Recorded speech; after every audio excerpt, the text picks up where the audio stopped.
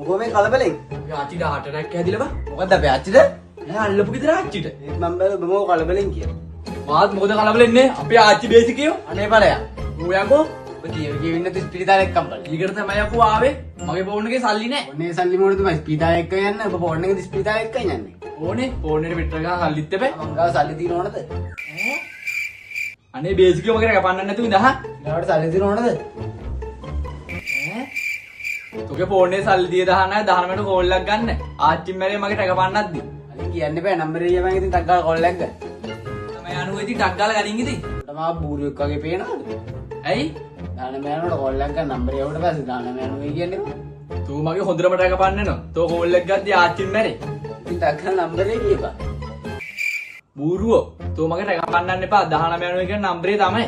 ඉතින් කියපන් දාන මෑනුවේ කියන නම්බරේ මොකද්ද? තෝ මගෙට රකපන්න තෝගේ අම්මගේ රෙද්ද. Free drinks.